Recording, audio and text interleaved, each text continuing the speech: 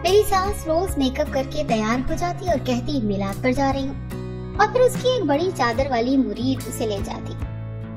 सास जब आती तो उसकी आंखें रोज सूजी होती। मैं बड़ा हैरान होती।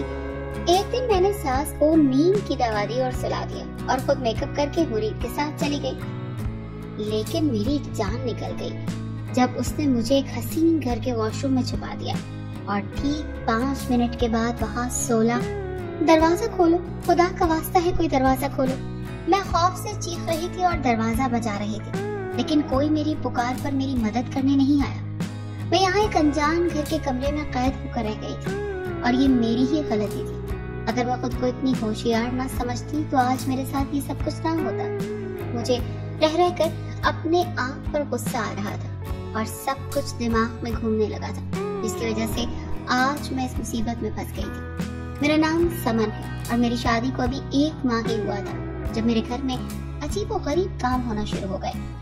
वैसे तो मेरे ससुराल वाले सभी अच्छे थे। मेरी सास मेरा बहुत ख्याल रखती थी और मेरे शौहर मुझे और मेरी सास को बराबर अहमियत देता था। लेकिन 1 माह बाद मुझे कुछ ऐसा देखने को मिला जिसने मुझे बेचैनी में मुब्तला कर दिया।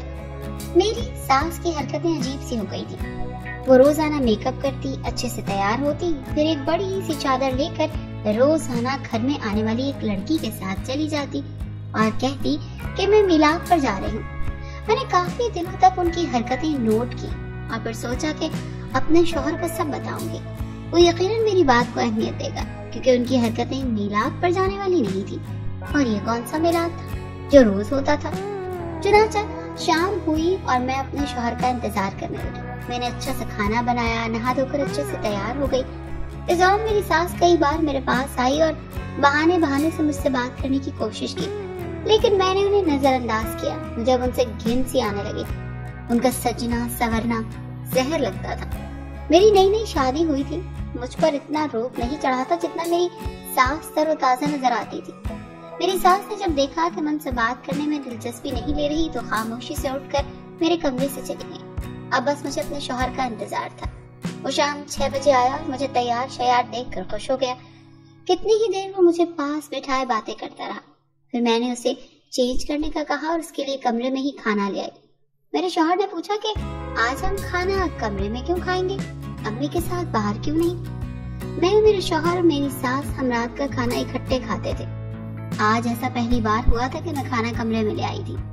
शौहर की बात सुनकर मुझे गुस्सा आया और मैंने कहा कि अम्मी ने खाना खा लिया है, जबकि मैं ही अपनी सास को मना करके आई थी कि आज हम अकेले खाना खाना चाहते हैं। मेरी ये बात मेरे शौहर को अजीब सी लगी, क्योंकि पहले कभी ऐसा नहीं हुआ था।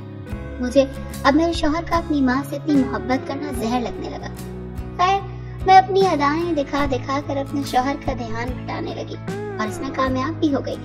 खाने के बाद जब मेरे शौहर ने मुझे अपने पास बिठाया और मेरी तारीफें करने लगा तो मैंने मौका देखकर अपने शौहर से कहा कि मुझे आजकल अम्मी की हरकतें कुछ ठीक नहीं लग रही। इस पर मेरे शौहर ने हैरत से मुझे देखा, जैसे मैंने बहुत ही कोई घटिया सी बात कर दी हो। तुम कहना क्या चाहती हो? मेरा शौहर गुस्से से धाड़ा। मैंने बताया कि रोज आपके ऑफिस जाने के बाद अम्मी नई नवेली दुल्हनों की तरह तैयार होकर किसी लड़की के साथ चली जाती हैं और जब वापस आती हैं तो थकी होती हैं। उनका जिस्म टूटा होता है जबकि उनकी आंखें सूजी हुई होती हैं। वो आते ही अपने कमरे में घुस जाती हैं और शाम को बाहर निकलती हैं। ये सुनना था कि मेरा शौहर झटके से खड़ा हो गया। उसके चेहरे पर सुर्ख रंग आया था। मैं डर गई कि कहीं वो अम्मी के साथ ज्यादा बदतमीजी न कर दे, लेकिन अगले ही पल में साकित रह गई। मेरे शौहर ने एक जोरदार थप्पड़ मेरे मुंह पर मारा और मेरे बाल पकड़ते कहा कि आइंदा मैं तुम्हारे मुंह से अपनी माँ के बारे में एक भी गलत लफ्ज नहीं सुनूंगा। वो मुझे बेड पर धक्का देता बाहर निकल गया, जबकि मेरे लिए तो ये किसी कयामत से कम नहीं था कि मेरे जान से प्यारे शौहर ने मुझ पर हाथ उठाया था। मैं बिस्तर पर पड़ी रोती रही। मेरे दिल में मेरी सास के लिए नफरत मजीद बढ़ गई। मेरा शौहर सारी रात कमरे में नहीं आया। मुझे भी गुस्सा आया था। मैं भी बाहर नहीं गई। जाने के वक्त मेरी आंख लग गई। सुबह 10 बजे उठी। मेरे शौहर और सास दोनों घर पर नहीं थे। मैंने रात जो भी हुआ वो सब अपनी बड़ी बहन को बताया। मुझे उम्मीद थी कि वो मुझे जरूर कोई अच्छा मशवरा देगी, लेकिन उसने भी मेरी बात को खास अहमियत ना दी। खैर, मैंने खुद ही प्लान बनाया कि मैं अपनी सास का असल चेहरा अपने शौहर के सामने ला कर रहूंगी। मैं बाजार गई और वहाँ से नींद की दवा खरीद लाई। मैं अंदर जाने क्यों आग लगी हुई थी। मेरी सास की वजह से मेरे शौहर ने मुझ पर हाथ उठाया था। खैर, शाम से रात हुई, मेरा शौहर घर आया तो मैंने कोई बात न की। वो जानता था मैं नाराज हूँ। मैंने उसे खामोशी से खाना दिया और खुद कमरे में चली आई। कुछ देर बाद वो खाना उठाकर कमरे में आया और मुझसे माफी मांगी और कहा कि मैं सब भूल जाऊं, जैसे कुछ हुआ ही नहीं। मुझे बहुत अजीब लगा कि वो कैसे इस तरह से कर सकता है। खैर, मैंने भी मान जाने का नाटक किया, क्योंकि अगली सुबह मैं अपनी सास की सच्चाई सामने लाने वाली थी। अगले दिन मामूल के मुताबिक मैंने नाश्ता बनाया। मेरा शौहर ऑफिस चला गया तो मैंने अपनी सास को चाय दी और उसमें नींद की दवा डाल दी। कुछ देर के बाद मेरी सास बेहोश हो गई और सो गई। मैंने जल्दी जल्दी अपनी सास के कपड़े पहने और अपनी चादर सर पर डाल ली। थोड़ी देर गुजरी थी जब वो लड़की आ गई जो मेरी सास को लेकर जाती थी। मेरा दिल धक धक कर रहा था कि कहीं वो मुझे पहचान न ले। खैर, उसके साथ घर से बाहर निकली। हम एक रिक्शे में बैठे और 15 से 20 मिनट के सफर के बाद हम एक खूबसूरत घर के सामने जाकर उतर गए। हमारा घर छोटा सा था। इस घर को देखकर मेरी आंखें फटी की फटी रह गईं। खैर, हम अंदर आए और वो लड़की मुझे एक कमरे में ले गई। दिल मेरा अभी भी तेजी से धड़क रहा था कि जाने आगे क्या होने वाला है। तभी मेरे साथ आई लड़की ने कहा कि मैं जानती हूँ तुम शबाना नहीं हो। ये सुनना था कि मेरा दिल उछलकर हलक में आ गया। शबाना मेरी सास का नाम था। यकीनन वो मुझे पहचान गई थी। लेकिन मैं तुम्हें यहाँ लाना चाहती थी, अब तुम यहाँ से नहीं जा सकती। ये कहते ही वो तेजी से कमरे से निकल गई और दरवाजा बंद कर दिया। मेरे तो अब सही मायनों में हाथ पांव फूल गए थे। मैंने चादर उतारी और जल्दी से दरवाजे के पास गई। उसे खोलने की कोशिश करने लगी, लेकिन वो बाहर से लॉक था। अब मुझे एहसास हुआ कि मैंने कितनी बड़ी गलती कर ली है। हालत कुछ ऐसी हो गई थी कि मुझे कुछ समझ नहीं आ रहा था कि क्या करूं। और अभी 2-3 मिनट ही गुजरे थे जब वो लड़की दोबारा अंदर आई। उसे देखते ही मैं चीखी कि तुमने मुझे यहाँ बंद क्यों किया। उसने मुझे खामोश रहने का इशारा किया और कहा कि अगर जान प्यारी है तो वॉशरूम में छुप जाओ। वो खुद भी मुझे डरी हुई लग रही थी। जाने इस घर में ऐसा क्या होता था जो वो डरी हुई थी। मैं बिना कोई जवाब दिए वॉशरूम में छुप गई। खैर, चंद ही पल गुजरे थे जब कमरे में आवाजें उभरने लगी। ये कोई 3-4 लोग थे। मैं वॉशरूम का दरवाजा हल्का सा खोला और कमरे का मंजर देखने लगी। आज शबाना क्यों नहीं आई? एक उधेड़ उम्र आदमी उस लड़की से पूछ रहा था जो मुझे यहाँ लाई थी। वो आदमी हुलिये से कोई पीर लग रहा था। लड़की ने डर डर कर बताया कि शबाना यानी मेरी सास की तबीयत खराब थी, इसीलिए वो नहीं आई। वो पीर काफी गुस्से में दिखाई दे रहा था। लगता है शबाना की लगामें खींचने का वक्त आ गया है। लगता है उसे अपने बेटी की जिंदगी प्यारी नहीं है। ये सुनना था कि मेरा दिल उछलकर हलक में आ गया। अब मुझे अंदाजा हो रहा था कि वो काफी खतरनाक लोग थे।